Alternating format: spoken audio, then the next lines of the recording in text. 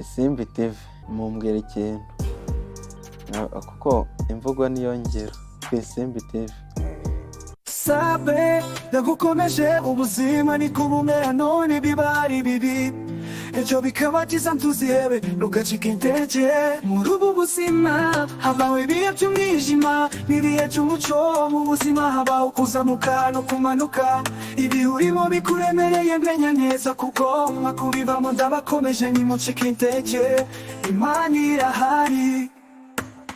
Isimbi TV mumbwira ikintu kuko imvugo niyo ngiro ku Isimbi TV. Imvugo niyo ngiro ku Isimbi TV. Ubuzima bwarahindutse, imibereho irahinduka, turya neza tutararya. Imibereho irahinduka, turya neza tutararyaga neza. Ubu turi heza kandi ntabwo twari turi heza, ariko ubu turashima Imana. Sabe ndagukomeje ubuzima ni kubumera none bibari bibi ejo bikaba byiza ntuzihebe ugacika intege muri ubu buzima habaho ibihe by'umwijima n'ibihe by'umuco mu buzima habaho kuzamuka no kumanuka ibi urimo bikuremereye menya neza kuko makubivamo ndabakomeje nimucika intege Imana irahari.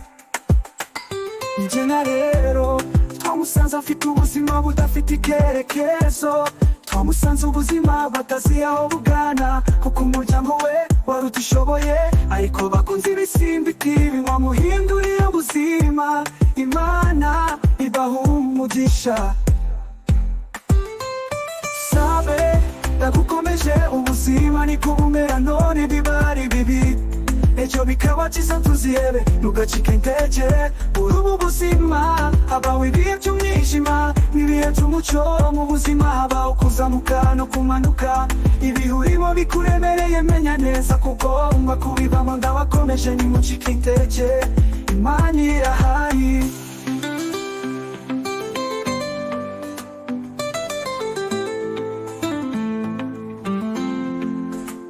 Nijye n'ubuzima bwarahindutse binyuze kuri mwebwe abakunzi n'abakurikira Isimbi TV. Isimbi TV mumbwira ikintu kuko imvugo niyo ngiro ku Isimbi TV. Abantu mwese Imibereho irahinduka, turya neza tutararyaga neza. mwabigizemo uruhare haba Abanyarwanda, Abarundi, abatuye ku isi hose by'umwihariko natwe nka timu ya Isimbi TV mwarakoze muri ab'agaciro Imana izabibahembere.